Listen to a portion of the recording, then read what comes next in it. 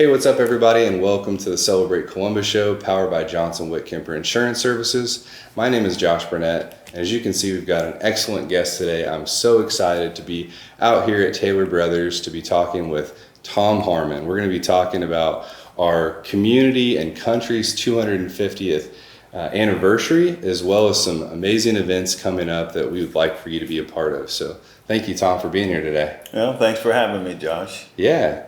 So I'm sure there's a couple people in Columbus that might not know you personally. I'm sure they know your name, but for those who don't know you, could you tell us a little bit about yourself?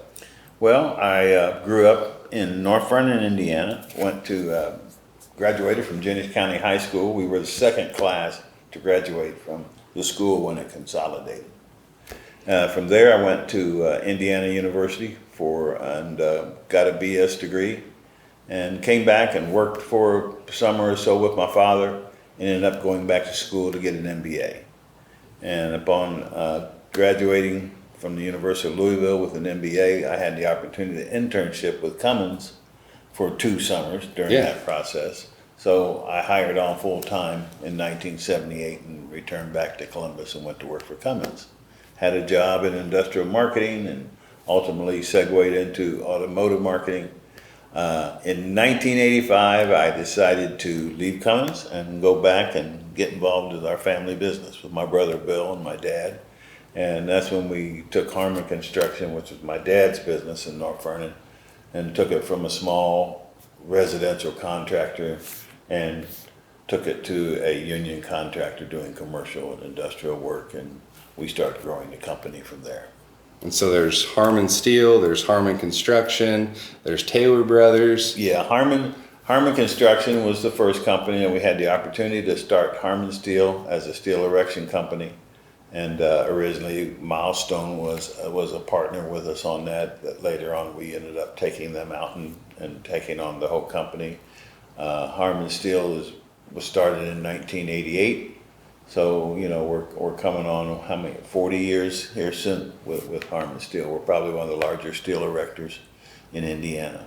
Yeah, and if there's a target, you guys probably built it, right? Well, yeah, Taylor Brothers does a lot of Target work, and we do a lot of work with Target, TJ Maxx, Myers, and folks like that, Best Buy. So we've been pretty fortunate, and we do a lot of work for a lot of great people all over the country. Yeah, and you do some amazing work here right in our community. I know that you're very involved with the new elementary, Maple Grove. Yes, we are a partner with Pepper on Maple Grove Elementary here, and we are out there currently working on that project. But yes, we have been involved with a lot of significant projects around the community. It's something that we kind of feel proud of as Taylor Brothers, you know, with things such as the Learning Center and the Manufacturing Center of Excellence and the Commons downtown and Nexus Park. You know, these are all projects that we've been involved with that are staple projects in the community. That's awesome. Well, I know that you have quite the famous family with your daughters. They're very busy around the world with their theater, acting, and performance. And I know that Marja came here to Columbus to a sold-out crowd in the spring. Yes. Talk a little bit about your daughters for a second.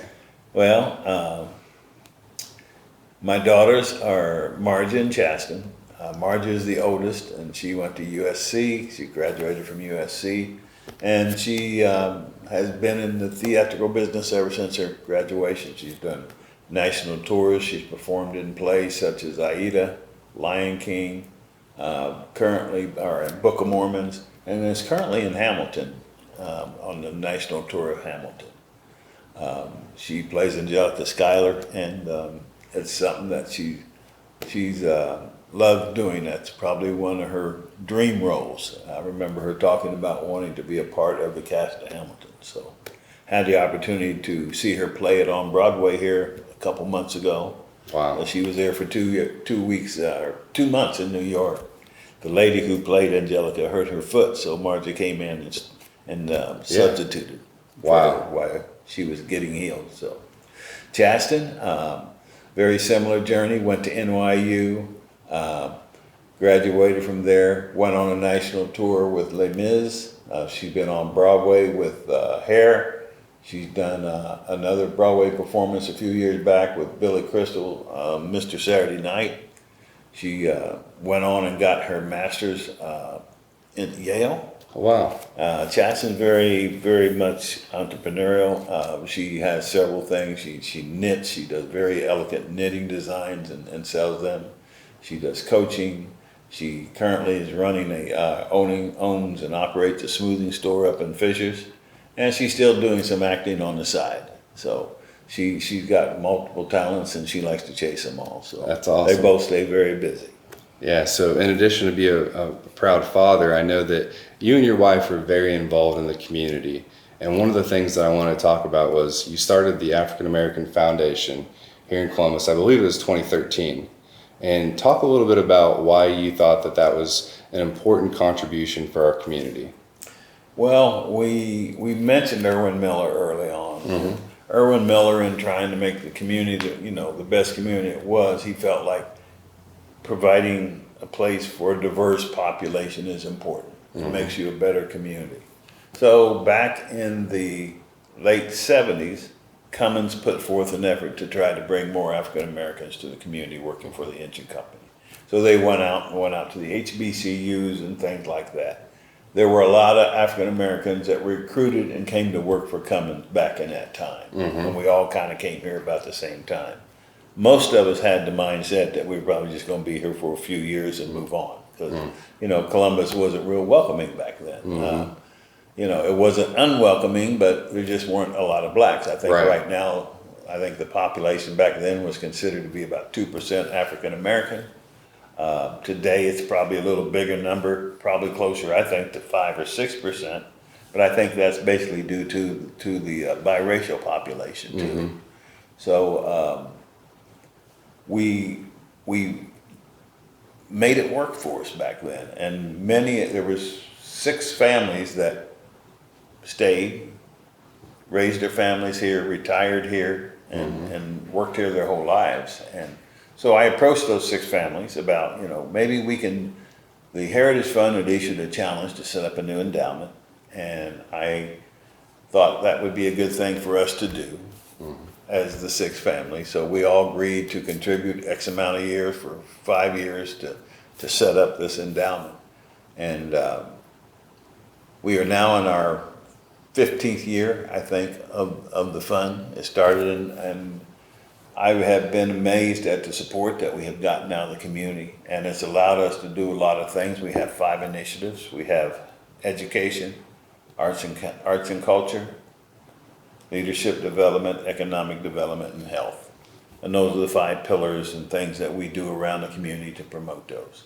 And we do that via collaboration with a lot of different organizations in the community, and we pride ourselves on, organizing with our mission being making it a welcoming place for African Americans to want to come to Columbus and raise their families. Yeah, and it's been pretty amazing. I know that I've seen some of the guys and girls that I grew up with in school taking on leadership roles, and one of those is Whitney Wood Gaines, and the work that she has done with you all and many others with Black History Columbus has been incredible.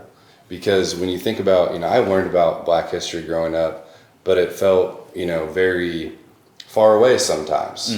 But with it being Black History Columbus, it's very localized, and these are our people in our community. And, Whitney says this a lot, Black history is American history. And we've got the 250th anniversary of our nation coming up. And I know that there's some big things that are going to be going around Juneteenth, correct? We have Juneteenth coming up, and we kind of have a weekend of events planned, and there's a couple other events planned through the month, but Juneteenth is on the 19th. So on the 19th, we're having a ceremony where we have been working with the city. There are approximately in the neighborhood of 100 bodies buried at the Donner Park Cemetery. Okay. In unmarked graves. Wow. Graves are unmarked for a myriad of reasons, economic times and things, and just record keeping wasn't real strong back then. Right.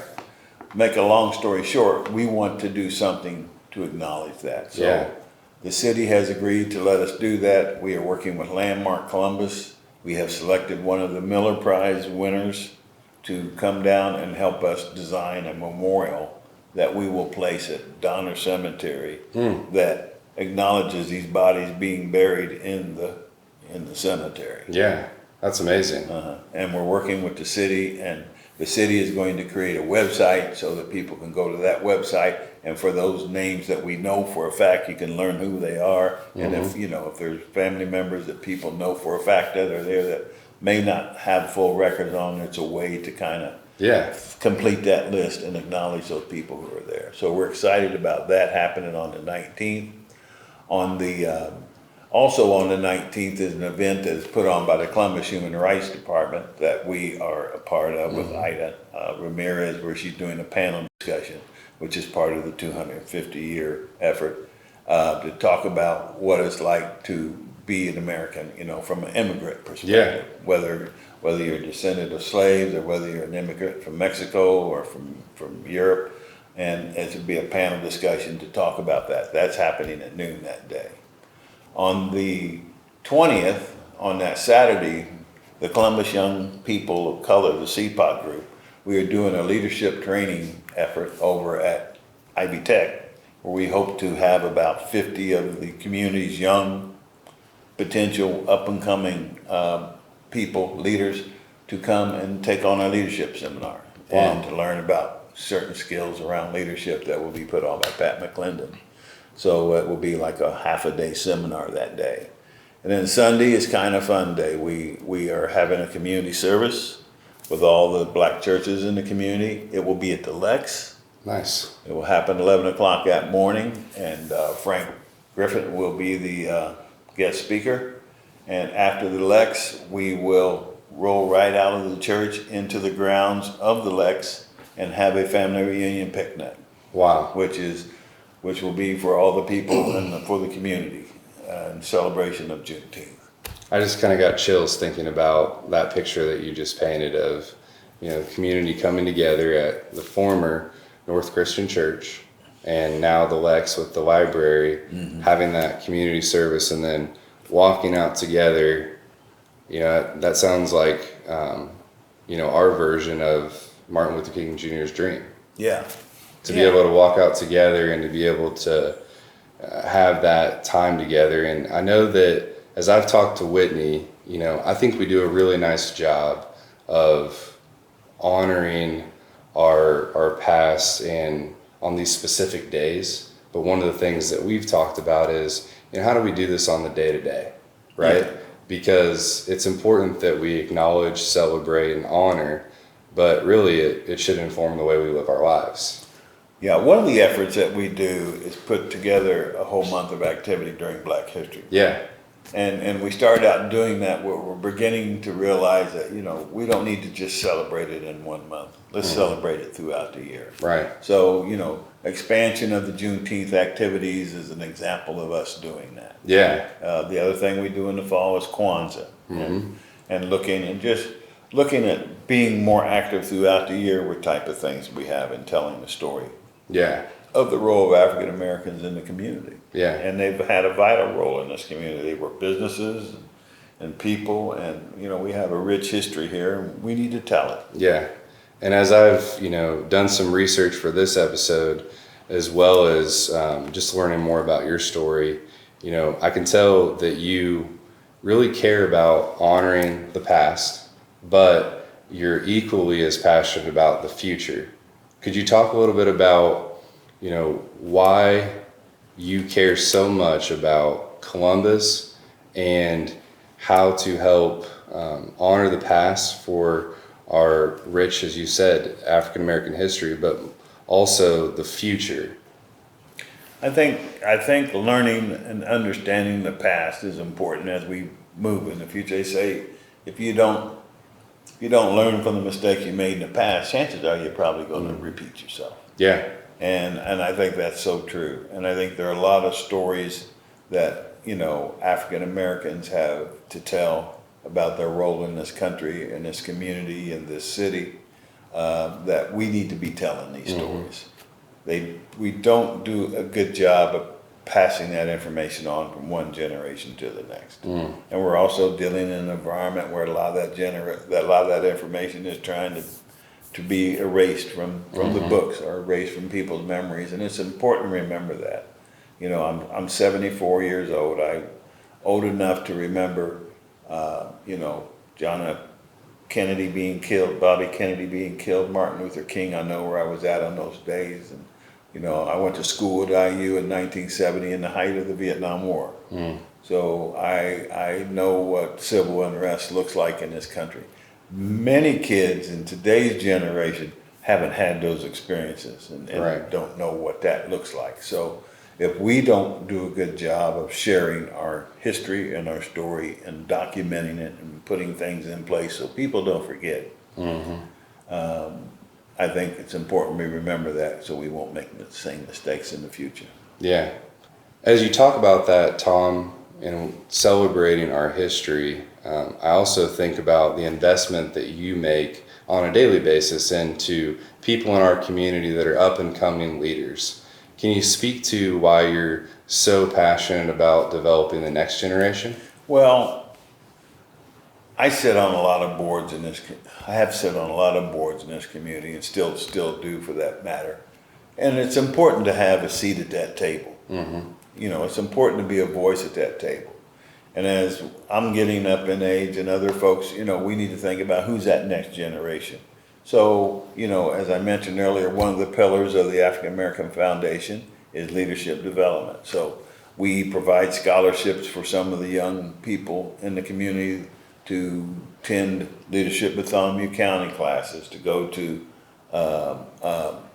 Carnegie classes, to have experiences that helps develop their leadership skills so that when we're not around to sit on these boards, they are. And to serve the community and to keep the efforts moving forward. You know, we're doing a lot of work to try to help improve the education situation for African American here through our educational efforts, through our Path to Success, through collaborating with the community or with the Center of Leadership Development in Indianapolis.